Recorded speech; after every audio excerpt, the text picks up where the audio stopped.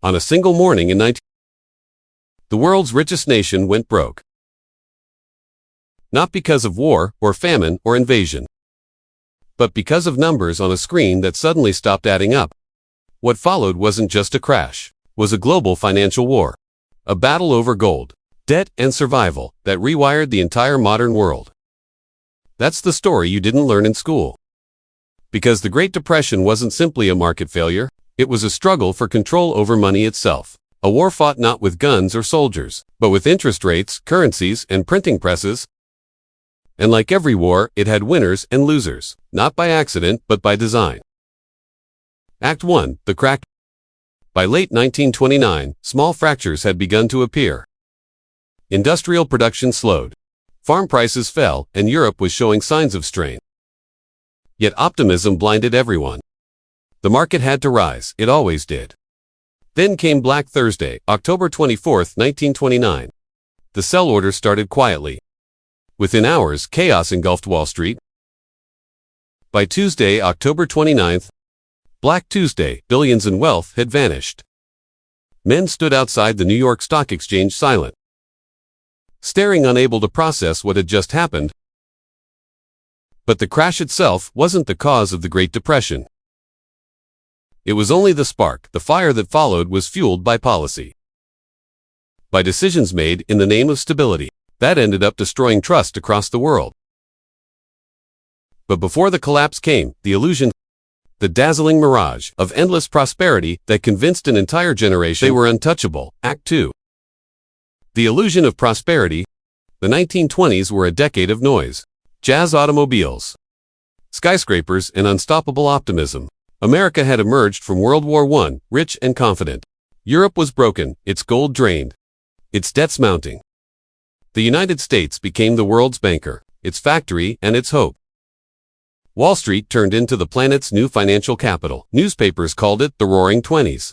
But beneath the rhythm of jazz and the sparkle of champagne, a dangerous illusion was forming.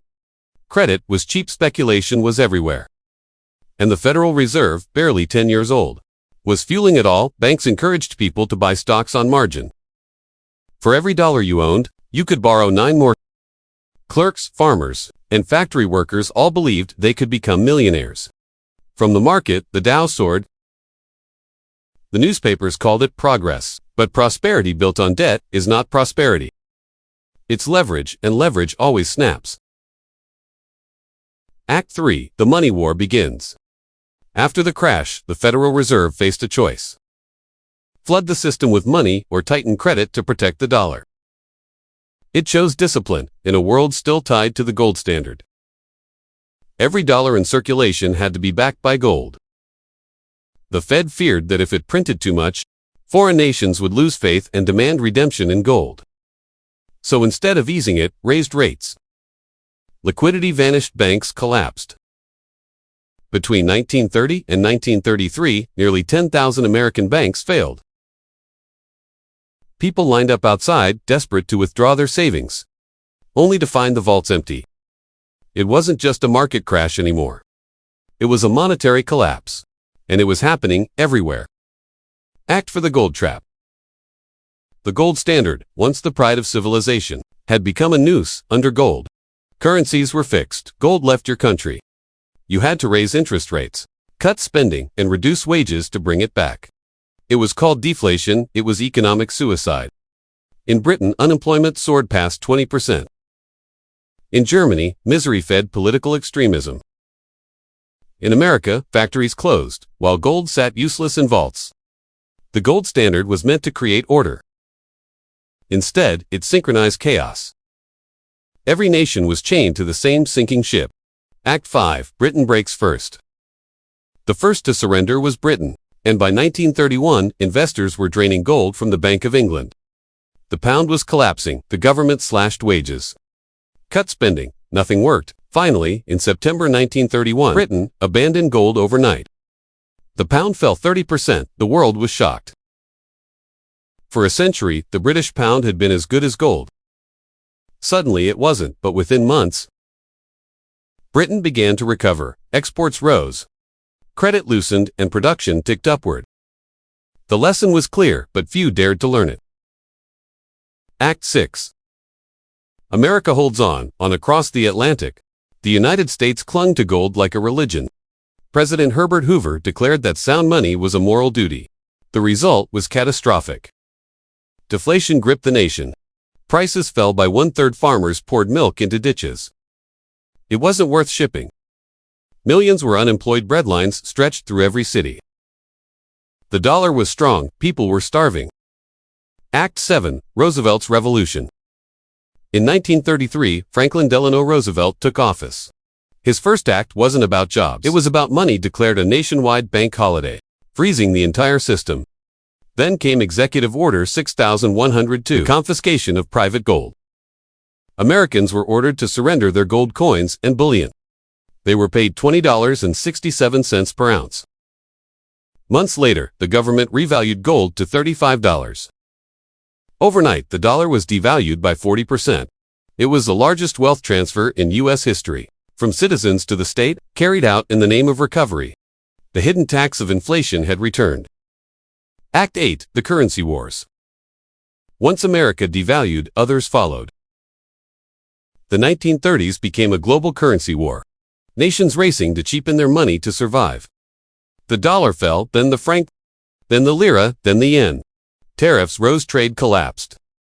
Economists later called a competitive devaluation, but it was economic warfare. Each country tried to export its pain abroad. The result, a fractured world of rival currency zones. Sterling dollar, yen gold, each defending its own territory. Globalization reversed, and the damage wasn't just financial. It was political. Act 9. The political fallout. Economic collapse breeds extremism. In Germany, 6 million were unemployed. The middle class, ruined by inflation a decade earlier and now destroyed by deflation, turned to a man who promised revenge and revival. Adolf Hitler. In Japan, militarists rose to power, claiming conquest was the only way to survive. In Italy, Mussolini glorified state control. In America, Roosevelt expanded federal power more than any president before him. In the Soviet Union, Stalin used the chaos to tighten his iron grip. Different ideologies, same root cause. Monetary failure. The Great Depression wasn't just economic collapse. It was a global reshuffling of power. Act 10. The Recovery and the New Order. By the late 1930s, recovery was visible, but not natural. Governments had taken command.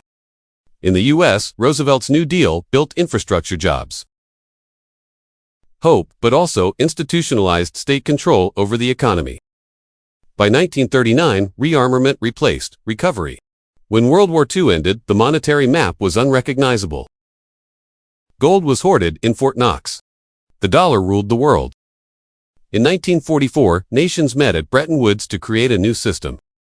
Currencies pegged to the dollar and the dollar pegged to gold. The U.S. became the world's banker. The Depression had buried the old empire of British gold and crowned a new empire of American credit. Act 11. What most people miss. Most people remember the Depression as an economic tragedy. It was also a transfer of power. Hey, the gold standard didn't die because it failed economically. It died because it restricted political power. Defending gold meant austerity and riots.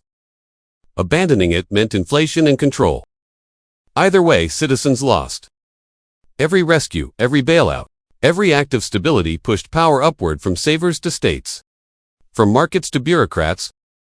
The Great Depression wasn't a collapse. It was a takeover from gold to paper, from freedom to management. Act 12. The Modern Echo. If this feels distant, look again. In 2008, the world faced another financial crisis. Banks failed, credit froze. And this time, central banks printed trillions. Instead of deflation, they chose inflation. Instead of allowing failure, they propped up the system. In 1930, governments feared printing money. In 2020, they printed without restraint. Both eras ended the same way. Power concentrated, trust eroded. Ordinary citizens paid the price. Act 13. The Hidden Lesson. The true lesson of the Great Depression isn't about markets. It's about illusion. Every era believes its money is safe, its leaders competent, its system unbreakable. Every era learns the same truth. It isn't money as a weapon. Under gold, it enforced discipline. Under fiat, it enforces control. Either way, it serves power. When trust collapses, the weapon turns inward. Act 14. What it means for you every time you hear interest rates. Quantitative easing or defending the currency. Remember, these aren't technical terms or battle plans. In the 1930s, defending the currency meant starvation through deflation. Today, stimulating the economy means erosion through inflation. Different strategy, same result. Governments survive. Banks adapt, elites adjust. Ordinary people pay. The Great Depression wasn't the end of capitalism. It was its transformation. From a system backed by gold to one backed by promises. Act 15, the warning. History doesn't repeat, it echoes when debt piles high. When speculation runs wild, when central banks become both arsonists and firefighters, the pattern returns. 1970s to 008 to 00. 20 different decades, same rhythm. Each time money is weaponized. Each time, trust is destroyed. The Great Depression wasn't just an event, it was a manual, and we're still following it. So the next time you hear about a market crash, don't think of numbers or graphs. Think of the deeper war, the one fought in central bank vaults, in government debt offices, and in the quiet corridors where money is remade. Because the real battles aren't fought with bullets anymore. They're fought with interest rates, currencies, and printing presses. The Great Depression was the first global financial war. Every crisis since has been another campaign in that same conflict. The war over trust, control, and the value of everything you own. If this gave you a new perspective, hit subscribe. The answers aren't hidden in the future. Written in the past,